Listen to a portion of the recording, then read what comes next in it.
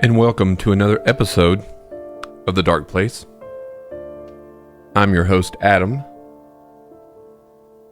And tonight we will be diving into another horrific tale of teenage angst.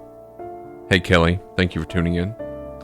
Before we get into the show tonight, please go to our social medias. That's the Facebook, YouTube, Spotify, TikTok, and Instagram. Please like and subscribe to those. Just go to the other people on those. Let's get on with the show. Today, we're going to be discussing the case of Barry Loukaitis. A name that really might not be as familiar to some of you all, and it wasn't to me. But his actions in 1996 left so many people wounded mentally, left an incredible mark on the collection of the psyche of American teenage murderers.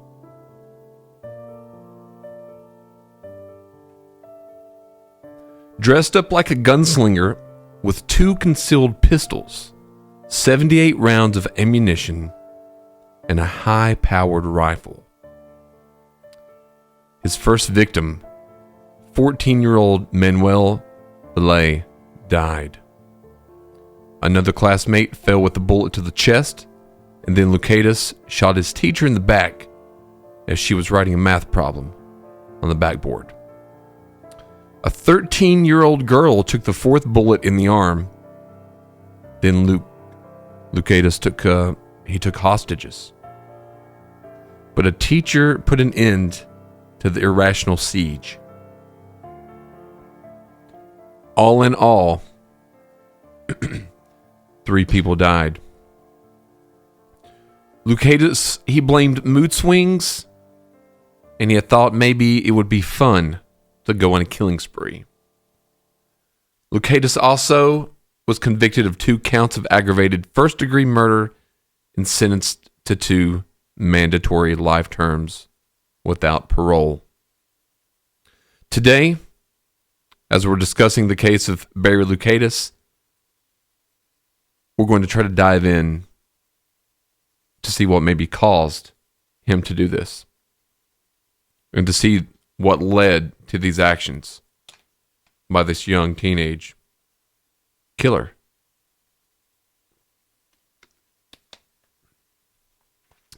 Now, Loukaitis was born to Terry and Joanne Phillips. He spent his early life in Iowa and Minnesota.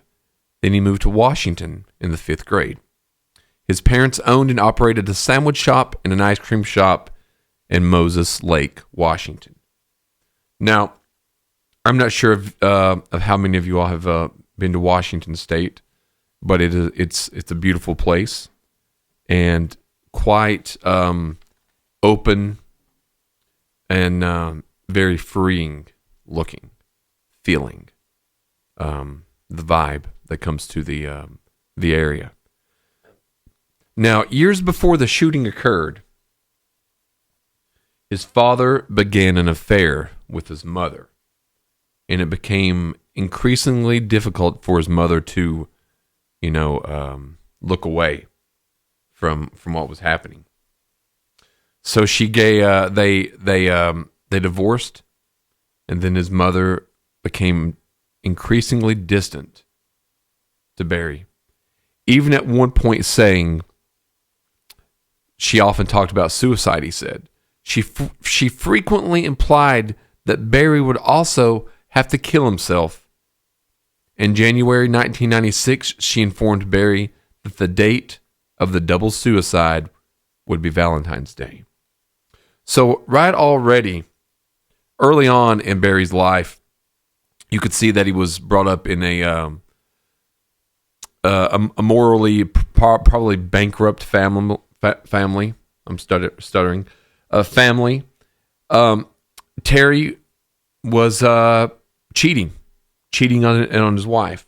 It caused her to have a mental breakdown, and then she was wanting to commit a double suicide with her son on Valentine's Day. However, it's believed that he himself, Barry, claimed that the relentless bullying at school was the reason he went on this murderous rampage. So you've got this child, and he has all these things going on at home. His father's cheating on his mother. His mother is filed for a divorce, having a mental breakdown, wanting to plan a suicide, a double suicide, with her son on Valentine's Day. So he also suffered from clinical depression, but they weren't, when being analyzed, when the doctors were analyzing him, he was under the age of where you could be officially diagnosed with such disease. So that is kind of where he was leaning to as far as his mental health was going. He also claimed to have been inspired by the music video for Jeremy by Pearl Jam. So if you know I'm not familiar with the video. I do know the song. And now that that I've done this case a little bit and thought about this case, I do kind of remember at the time, looking back, that there was some controversy about that Jeremy video. So let's talk about the weapons in the shooting. On the second day of February, 1996, Barry Loukaitis, who was 14-year-old, he dressed as a Wild West gunslinger. He had the long coat, like the trench coat. He had where he could conceal a hunting knife. He had a hunting rifle, and he had 2 handguns with him. He was carrying almost 80 rounds of ammunition. And rather than taking the bus, he walked the distance between his house and the middle school. So it already seems to play that he is kind of he's stepping into a role, it seems. It seems like he has lost touch with reality, dressing in the way he is dressed. And then, like some of the other killers that we've seen, they've taken the bus to school, and then they've committed the atrocious crimes. But this kid is walking not that far of a distance, but far enough of a distance where you would think, why is no one noticing this kid, this 14-year-old teenager, dressed like a Wild West gunslinger, walking down the sidewalk into a middle school? So it was at Frontier Junior High School in Moses Lake, Washington.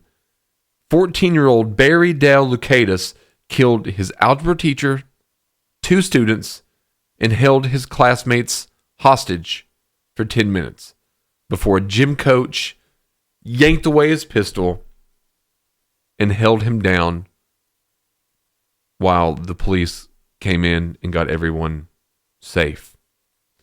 So on the particular day of this shooting, Loukaitis was dressed, like I said, as a Wild West gunslinger. He was armed with a .30 caliber hunting rifle, 2 handguns, a .357 caliber pistol, a .25 caliber semi-automatic pistol that belonged to his father, and was carrying, as I said earlier, 78 to 80 rounds of ammunition. Now, there was a couple different research that I did, and it was kind of conflicting information about how far he did walk. So therefore, that's why I'm not really stating exactly how far he walked. But when Loukaitis entered the building and he fatally shot his algebra teacher, Leona Carries, in the chest, his classmates began to panic. He fired the gun, killing 2 and wounding another. Hearing the gunshots in the gym, Coach John Lane entered the classroom. Loukaitis was holding his classmates hostage and planned to use one hostage so he could safely exit the school. Coach Lane volunteered to be a hostage, and when Loukaitis was keeping Lane at the gunpoint of his rifle, Lane grabbed the weapon from Loukaitis and wrestled him to the ground. Like I said, until the police came. Lane kept Loukaitis subdued until the police arrived on the scene. The two students that were killed, Arnold Fritz Jr. and Manuel Vela, another student, 13-year-old Natalie Hintz, sustained gunshot wounds to the right arm and abdomen and was treated at a local hospital. So he's taken down. He claims that he has been bullied. He claims later on in the testimony, let's get right here to the possible motives of the crime. So as I was saying earlier, in the year prior to the shooting, Loukaitis' family was going through a tremendous, heartbreaking ordeal. The father was cheating, the mother was having a nervous breakdown, and Loukaitis was often in the middle. After the divorce, his mother was constantly talking about suicide, constantly trying to plan a day for the mother-son suicide. So I'm sure as a 14-year-old kid, even as an adult, that can't play well with your psyche. A person that's supposed to care and love and be there for you. But they're talking about, let's commit suicide together on Valentine's Day. Basically because your father left me and sleeping with someone else. Now there may have been some other issues, but that, we won't go into that. But Barry convinced his mother not to commit suicide by having her write down her own feelings. And he did this as a 14-year-old kid. Now, Loukaitis also suffered from hyperactivity and was taking Ritalin at the time. He also suffered, like I said, they were thinking clinical depression, but due to his age, he wasn't able to be officially diagnosed, but it did run in the last 4 generations of his mother's side of the family. It's widely believed that Loukaitis had suffered severe bullying at school. Those who knew him claimed that he complained of being beaten by other students, teased and harassed, having his head stuffed in the toilet. On occasion, he was held down by one student while another student urinated on him. Loukaitis claimed that he only intended on killing Manuel Vela and that the other deaths were accidental.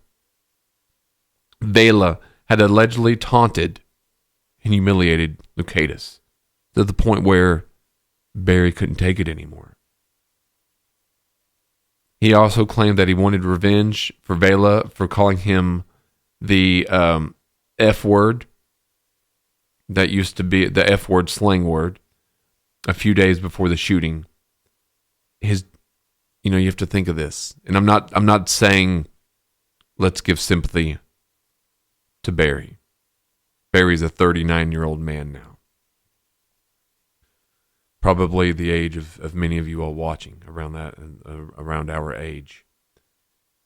He was taunted, bullied, urinated on, his head stuffed in the toilet. He didn't have many friends. He had depression. His dad was cheating on his mother. His mother was wanting for him and her to commit suicide. So what is the only thing this kid thought that he could probably do? He probably thought, hey, this is the only thing that I can control. I can't do anything about my mother and father. I can't clean up any of the mess that's at home. But I can get revenge for this humiliation that I've suffered at school. And that's when the plan began to form. That's when this horrible plan began to form. Now, during the trial, his mother said that he was driven to the massacre by his classmates and the Pearl Jam song, Jeremy. Here's a little bit about the song. The song portrays a teenager who takes out his angst on his classmates by shooting them. So this is a pre-Columbine shooting. You have to think of that as well. This wasn't a well-known thing that happened as often as it sadly does now. And this is the first school shooting that we've actually covered on The Dark Place. Now, in court, one of the psychiatrists claimed that he testified that Barry experienced delusional, godlike feelings before his deadly rampage. He felt like God in him would laugh. He felt like he was superior to other kids. And then that may have been true as well. Who knows what Barry was going through? Who knows? We certainly don't. We only know what he has told us. So there's many things that you can think about when thinking about Barry. I wasn't really familiar with his case when I first started doing some research about it a few days ago. And, it made me sad. There's many of these cases, quite frankly, over 70%, that if the signs were noticed earlier or precautions taken, these tragic events maybe could have been stopped or less hurt or affected. In this particular case with Barry, there was no one really around to see the signs, because the people that were there to see the signs was Barry seeing the signs of his mom wanting to commit suicide. And you have to also think, each time he went to school, the class, when he was getting bullied at school and at class, was he thinking, will today be the day that I come home and my mother will be dead? Will today be the day that I come back and she will have committed suicide?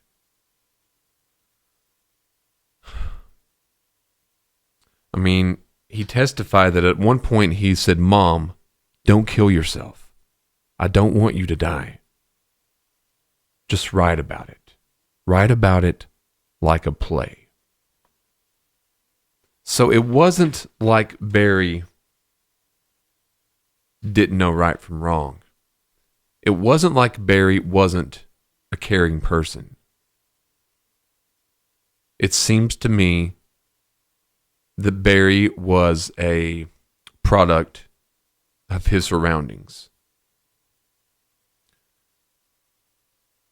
A young teenager, he probably earlier on in life maybe had other traumatic things occurred. Who could he have turned to? Guidance counselor, maybe? His dad was off with someone else. His mother's in the bathroom threatening suicide. He's getting kicked around at school. So there's no real, it's sad for everyone, as it always is. Now, Barry did get life in prison.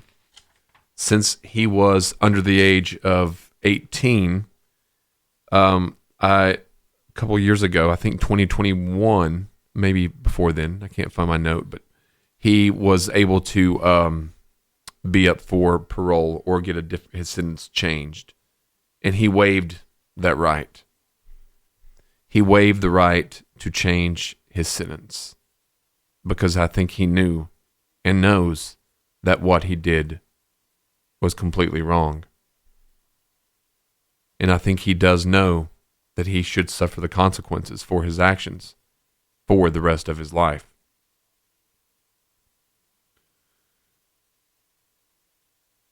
So this case, as many of these cases, do not have a happy ending at all. These cases may make us look at ourselves maybe the cases may make us look at our neighbors, or maybe even look at some of these killers and not really sympathize, but possibly understand where they're coming from. Do I think that Barry was a cold-blooded killer? Yes, I do. He was. But Barry Loukaitis, I don't believe, would have committed these atrocious crimes had he had someone to turn to, had he been prescribed medicine, had he not had to deal with the home life and the constant struggle at school. It's a sad case, as they all are. Thank you for joining tonight on another episode of The Dark Place. Have a good night.